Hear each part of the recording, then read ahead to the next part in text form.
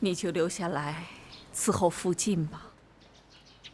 现在他身边只剩下珊瑚一个人了，怎么够用呢？回头我让人把你的东西送过来。是。你这是回家呀，伺候傅进要尽心尽力。是。去吧，去吧。是。舅太太，我有事儿要向您禀报。你说吧。就是刚才额娘说的关于出洋的事儿，暂时先不要和舅老爷提起。为什么？因为我不想出洋。怎么回事？这可是你父母定下的。是，可是这家里出了变故，没法子了。府地既然卖了，就卖了吧。如今这种变故，在前朝要员里常有的事儿，不算什么。你额娘刚才不是说了吗？该你的那份旅费、学费，总是足够的。你也不用担心你额娘独自一个人流经，毕竟我们是血肉至亲，能有照应。可是这家里又出了变故。昨天在老太太那儿，看她还没病愈，我就没敢说。额娘那儿也没敢说。以前家里卖宅卖地，都是陈管家一手经办的，也从没出什么差错。可这次卖了房子，他人就不见了。那他走之前把钱交上来了吗？没有。天哪，这可是一大笔款子啊！是。过了年他就不见了，我一直找他，一直也没找着。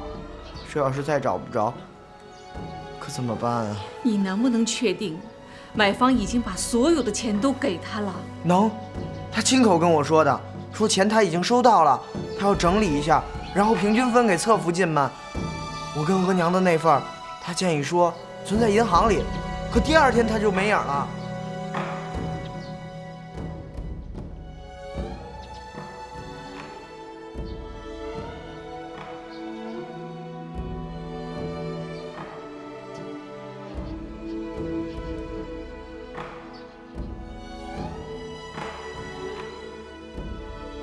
怎么会有这样的事儿？玉伦急得不得了，只是不敢告诉妹妹。可她还是个孩子，你得帮她料理这件事情。这件事儿得先报官府，追查人和钱的下落，恐怕3、2天是不会有结果的。给妹妹送点钱吧，得过日子。府上已经没有多余的钱了，老太太治病需要用钱，灵芝的丧事也需要用钱。没有钱，先设法张罗吧。钱是身外之物，可妹妹是亲骨肉啊。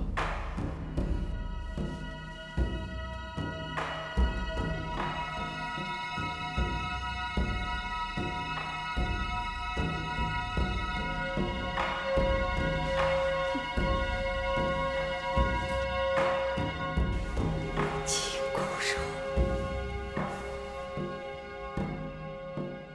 老爷，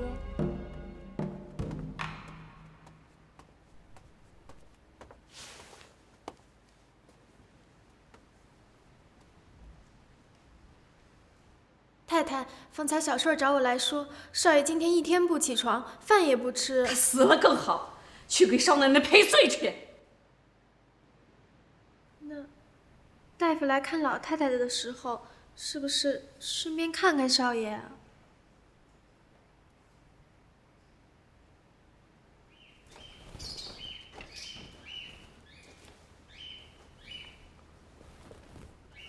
少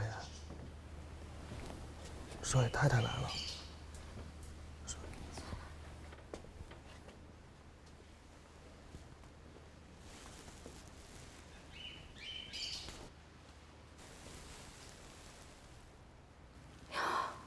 这么烫，快去请大夫。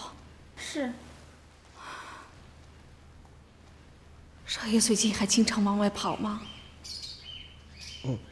没有，少爷已经很多天都没有出门了。最近几天，连床都很少下。睡醒了，他就坐在床角发呆。我进来伺候，他也不搭理我，也很少跟我说话，还总叫我出去。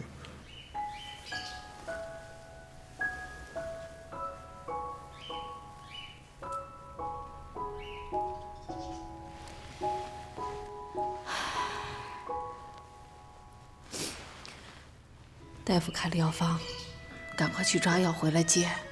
是太太。春梦，亲奶娘去接人了，回来的晚，这事儿你得盯着。等药煎好了，你要亲自看着少爷把药喝了。是。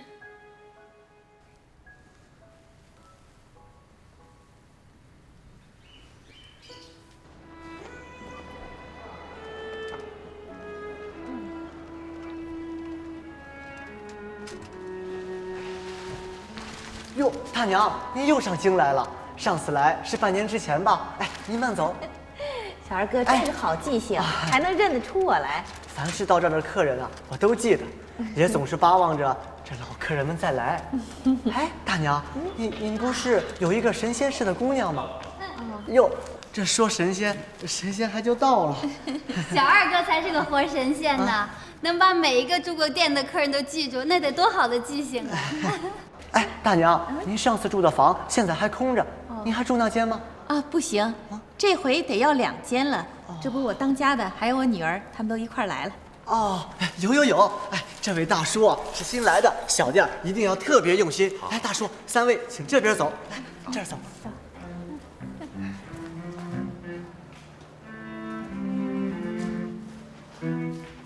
哎，就是这间。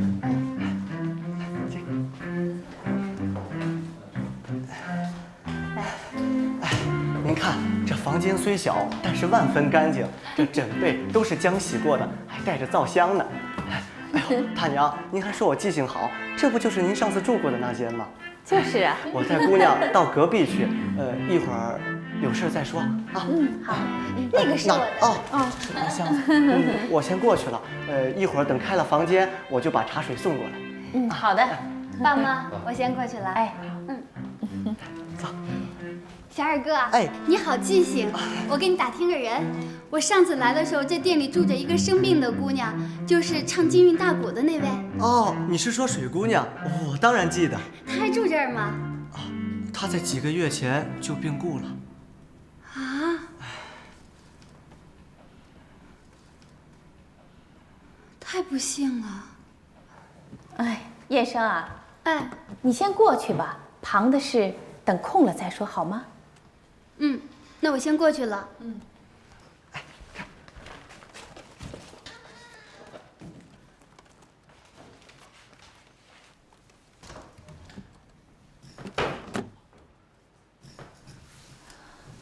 哎，我跟你说，这件事啊，我还没来得及告诉你呢。那个唱京韵大鼓的姑娘和陆府有关，燕生不知情，下热心。这几天啊，你要先防着燕生，不要让他提起这个人来，尤其到了陆府，千万不要说这个人的事啊。哎呀，这怎么防得了呢？莫名其妙的让燕生不提，更行不通。我看不如这样吧，究竟是怎么回事啊？你来跟燕生说清楚，他晓得了不该说的，自然也就不说了。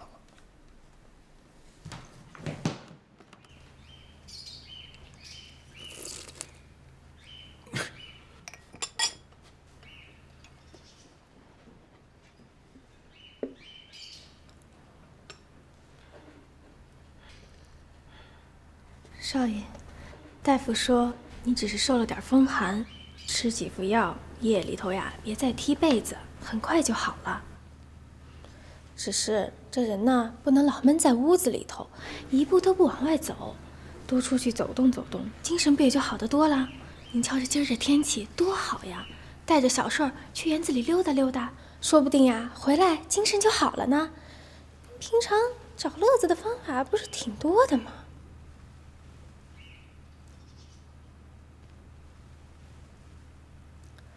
行，我知道，说多了呀，您也嫌烦。就这样吧，太太要您去说话，您这药也服了，先歇会儿，让小顺扶您走一趟，先上老太太那儿问候老太太，再跟太太说话去。哦，要是小顺服不了呀，咱就找大顺来，我也得走了，没空跟您耗着。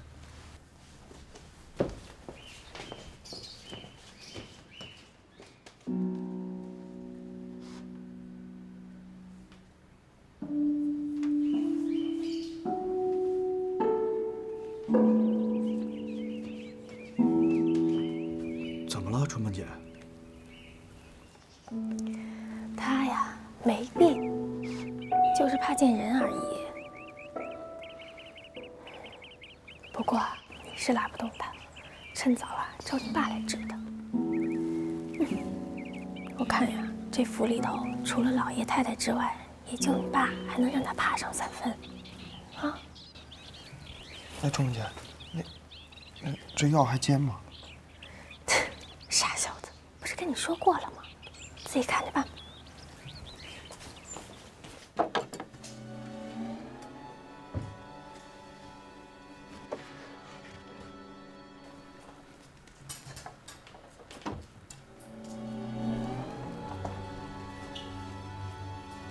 太太，把这个去送给老爷。这是陆府所有的地契房契，让他自个掌管着吧。是，但是太太，这一向都是您亲自管的，老爷向来不闻不问，这次全都给他。我管了10年了，我够了，累了。他才是陆府的主人，让他撑下去吧。毕竟像儿子一样，遇到事就躲着藏着。大兴汉年起，他就躲到了书房里。说好听的是隐居，不问时事；说难听点儿是怕呀，怕面对时事，怕面对新朝，怕出错，怕外面的人心险恶。可这一大家子人呢，人人要吃要穿的，他是个男人，就得自个扛下去。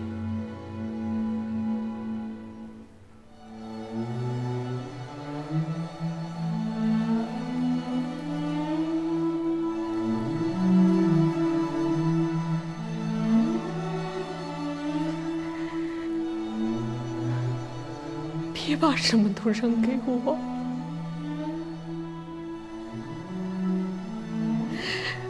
让我觉得心里窝囊。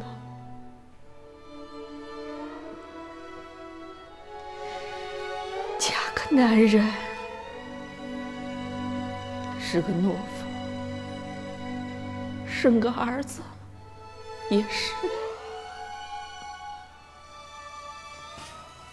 太太，太太，少爷已经服了药，好端端的。我让大顺儿呀扶他出门走动，先去老太太屋里给老太太请安，再来听候您的教诲。是啊，我也得到老太太屋里去了。秦奶娘一家该到了吧？啊，是啊，秦奶娘说支持黄昏前。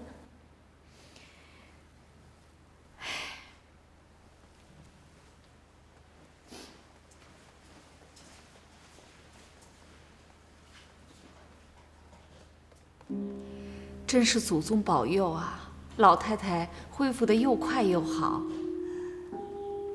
多亏大家照顾得好。哎，我自觉现在挺好啊。如果能够站起来走动走动，那就更好了。照这个情形，过不了2天就能走动了。一会儿大夫就来，听听他怎么说。如果可以呀，过2天就让他们扶着您啊下地走走。那就这几天啊，我等着啊。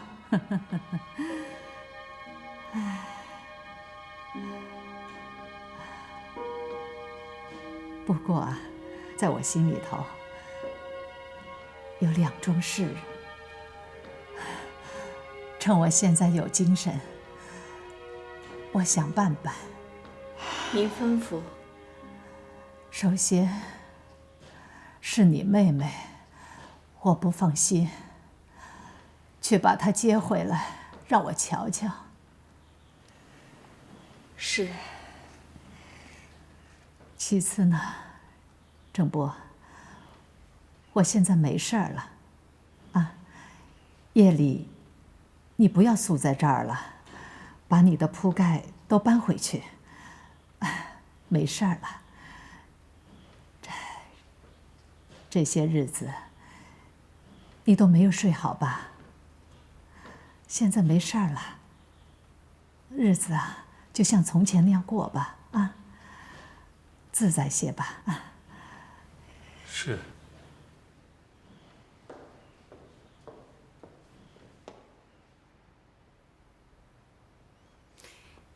老太太、老爷、少爷来了。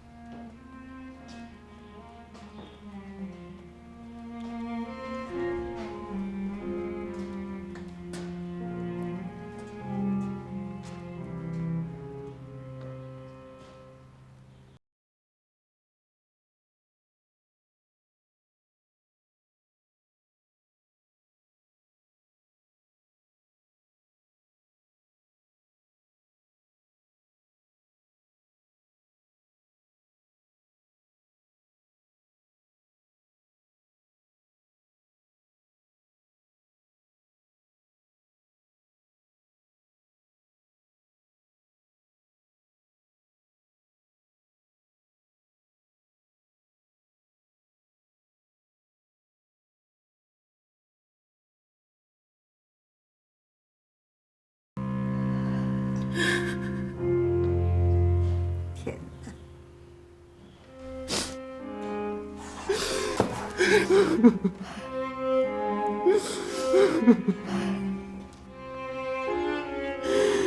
全错了，我错了。天哪，知错要改，改了才是好孩子。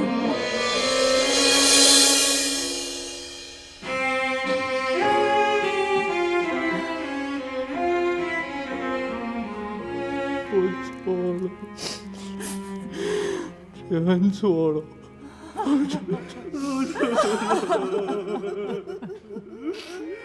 我也不是故意的，我也不知道。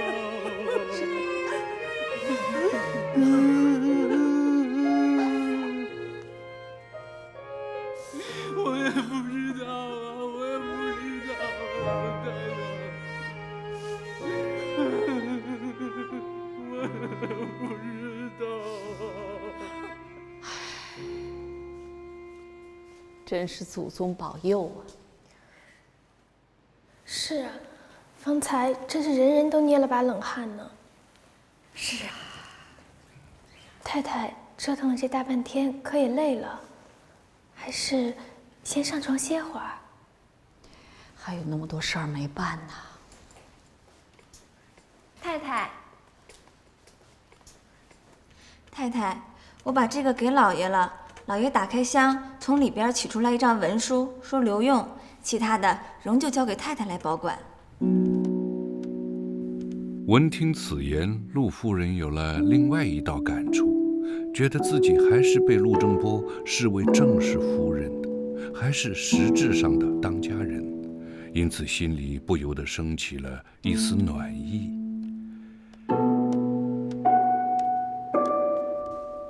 你们俩明天同出个人来，去姑太太家。她如果还好，就把她接过来。但姐来之前啊，要把老太太的情况跟她说说，让她有个心理准备。是。哎呀，明天这场会面，母女俩一见面，想起灵芝来，又是伤心彻骨啊。太太。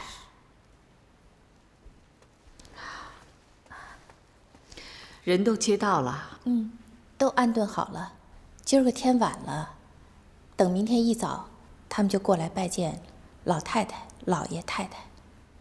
好，这事儿我已经向老太太禀报了，老太太很高兴，直说啊，难得故人有情呢。太太，秦约说，老太太对他有救命之恩。现在府里出了变故，他想为府里出点力。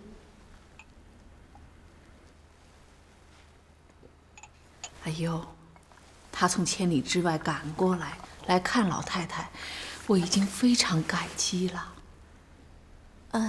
太太，他是真心的。我知道你们都是实心人，念旧重情义，可是府上的难题你是知道的，出不上力的。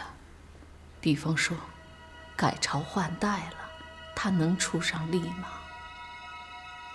哼，不说这个，说点细微末节的，谁能替我给天恩的心肠换上一副呢？凝望着陆夫人不动声色的神情，回味着陆夫人弦外之音的话语，一时间，秦朱是有些摸不着头脑，忐忑之情油然而生。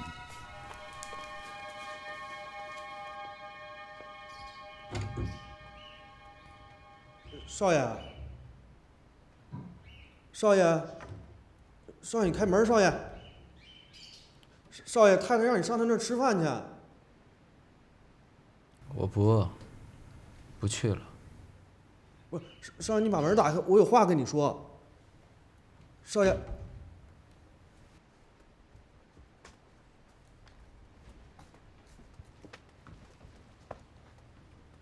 少爷，太太说明天姑太太要来，奶娘的丈夫还有奶娘的女儿也来，她说得告诉你怎么说话，才不能出错。奶娘，她要去哪儿啊？奶娘往云锦楼去了。太太说先把少奶奶的照相本取来，可能明天姑太太要带过去。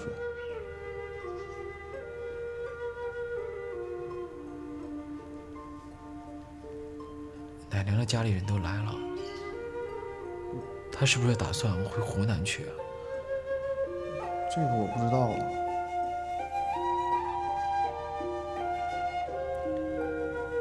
小顺儿，哎，我很在意奶娘的，你帮我留意着啊。生命中已经失去了爱情，他很怕再失去奶娘，失去这份特殊的母爱。只奈他已经体会到了，世间唯有这个情字是人的力量所掌握不了的，得与失都有一只看不见的手在操纵，自己无法左右。因此，陆田害怕极了。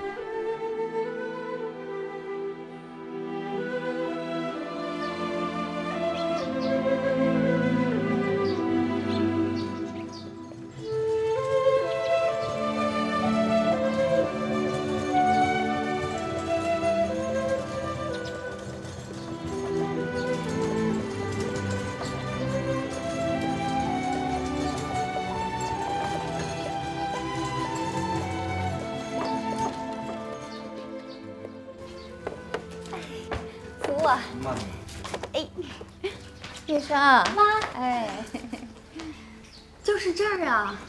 你是不是觉得挺眼熟的？好像以前来过。其实啊，你就是在这府里出生的。蝴蝶回到了花园里，看到原来的自己。你猜是什么？是什么呀？你说说吧。不知道。是条毛毛虫。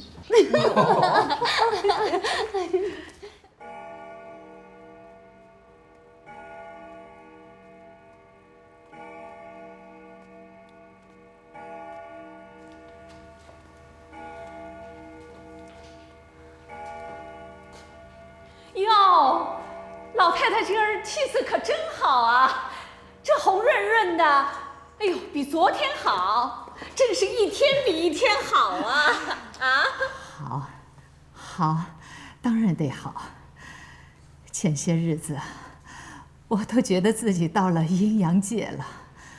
再一想啊，家里有那么多人，那么多的事儿等着看着，所以啊。可一定要往回转呐！是啊，哎，慢着。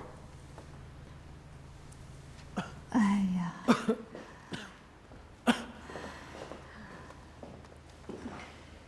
老太太，额娘，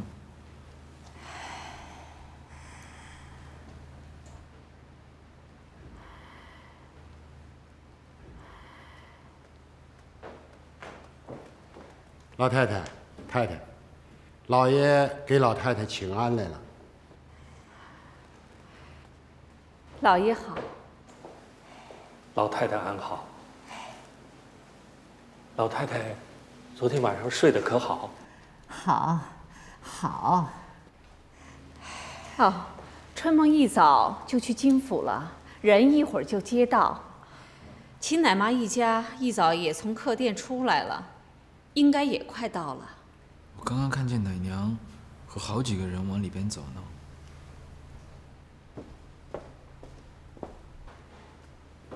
老太太、老爷、太太，秦月带着女儿请安来了。赶快请她进来。是。进来吧。老太太。哎，不可以，不可以。原来是客，况且啊，连宫里都不行下跪了，千万不可以。老太太，她不是行礼，她是感念老太太这些年的恩情。这么多年了，她从来没有一天忘记过。你能来，我就很高兴了。陪我说说话吧。来来来。搬椅子，大家都坐下。大家坐下说。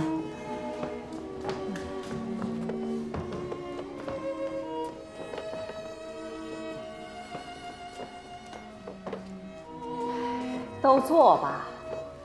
这边坐，这边坐。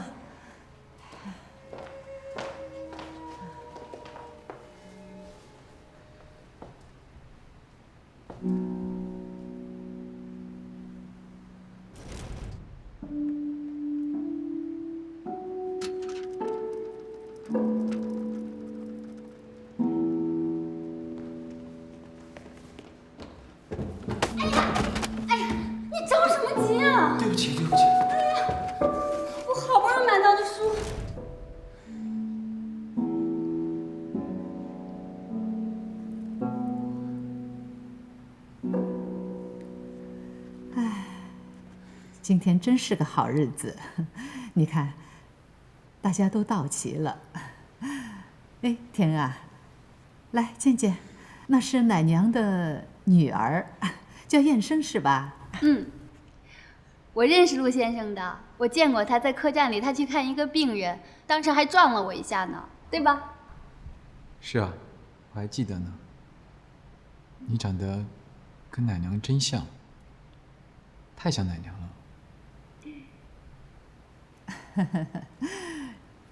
这孩子啊，大方活泼。来来来来，让我好好看看你。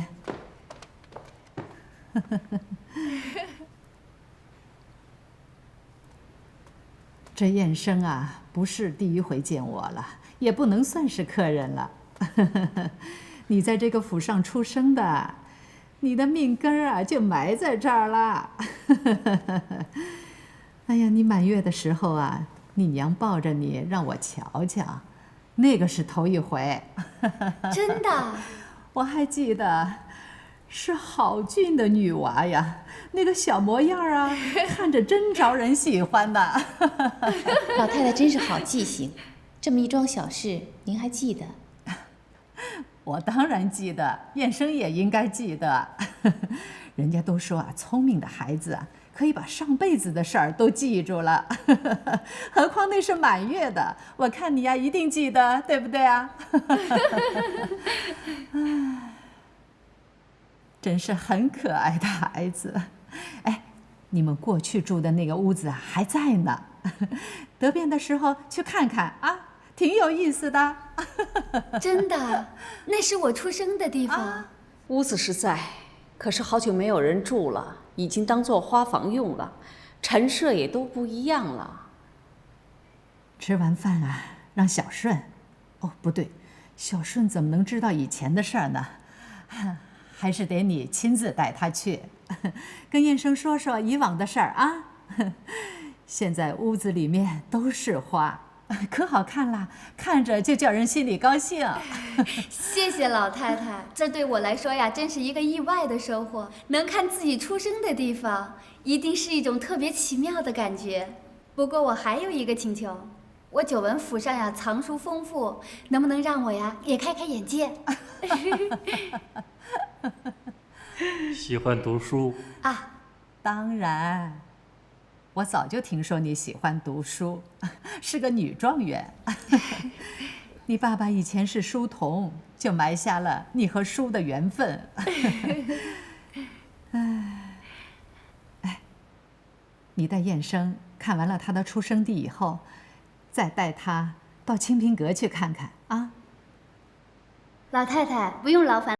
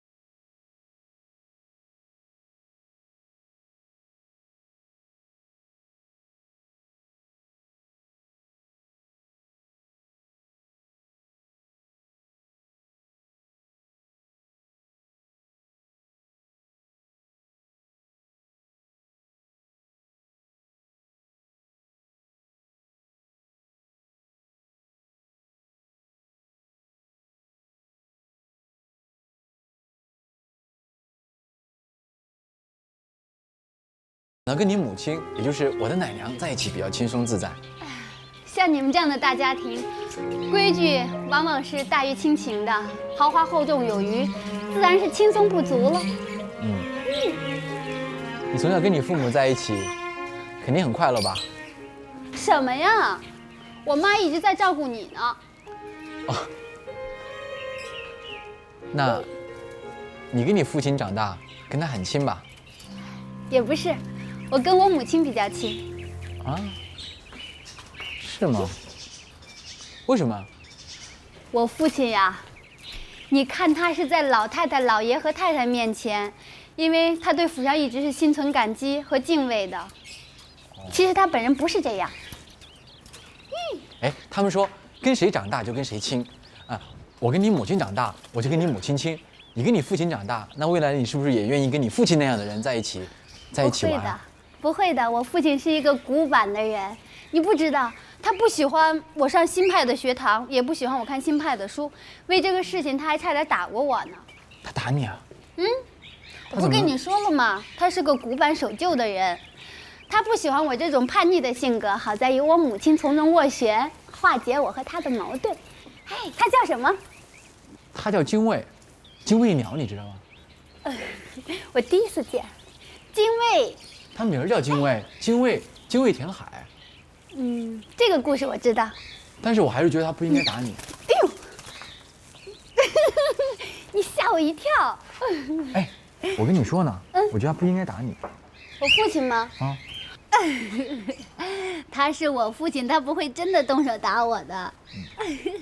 但我觉得他想要打你也是不对的，是吧？想也是不对。你还挺懂得尊重女性的。那当然了，男人不能打女人，绝对不可以。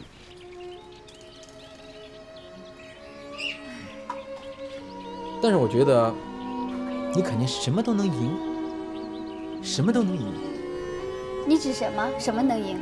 因为你父亲不喜欢你读新思潮的书，但是你还是读了呀，所以你的思想那么开阔，你的见识那么广，肯定是因为你赢了，你看了你想看的书，是吧？这个倒谈不上。为什么？反正这个谈不上。但是我还是佩服你。佩服我什么呀？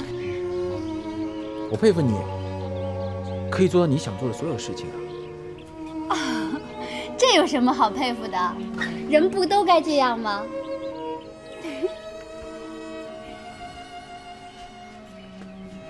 哎，也就是说，你未来住哪儿，做什么样的工作，和跟什么样的人在一起，你都可以自己决定。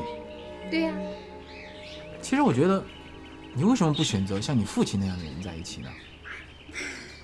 我说过了，他虽然是个好人，但他太古板守旧了。我觉得他像贾政，一点都不懂得浪漫。你也看《红楼梦》啊？你看过吗？我当然看过了。你是看新思潮书的人，怎么会看《红楼梦》啊？书呀，是读得越多越好，这样你才有比较的。《红楼梦》有很多的人物，你喜欢哪个？我啊，也只能算是贾宝玉了，因为他懂得尊重女性，怜香惜玉，而且还会去欣赏她们。你不觉得吗？完全不觉得。为什么呀？贾宝玉软绵绵的，这一天到晚哭哭啼啼的，一点男子汉的气概都没有，你不觉得吗？真的，你看他这个样子，我觉得你跟他有点像。哎，至少在我的想象当中，你的气质和他是很吻合的，真的。你的判断是错误的，完全不像。哎，你身上是不是也有那么一块玉呀？燕生这丫头啊，一点顾忌都没有，提什么客栈呢？这可是太太最忌讳的事情了。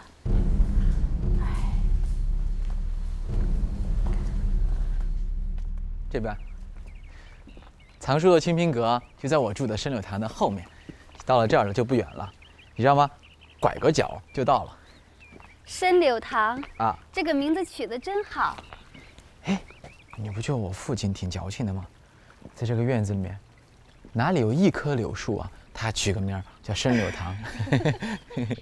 这名字是你父亲取的？是啊，是啊，真的，你看看，没有柳树啊。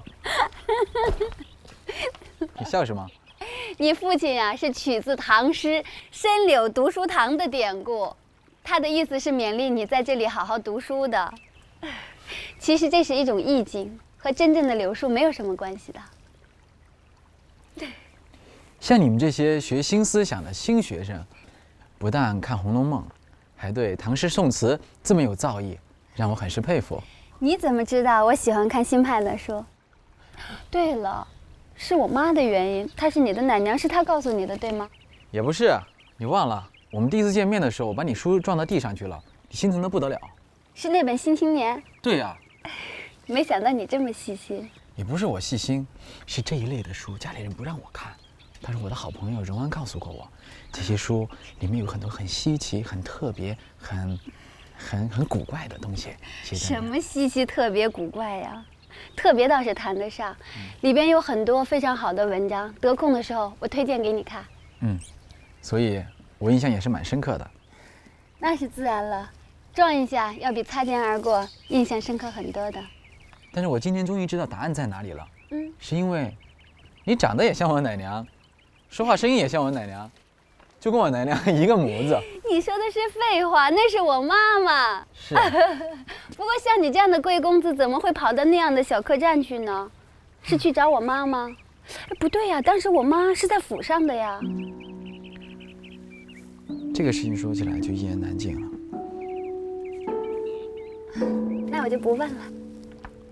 老太太说你是女状元，那你收我，当你的学生，教我一些新思想怎么样？好啊，我就开设一个私塾，专门教你这样的大学生。那老师好。教室呢？教室还不去清平阁呀？哦，行。是在这边。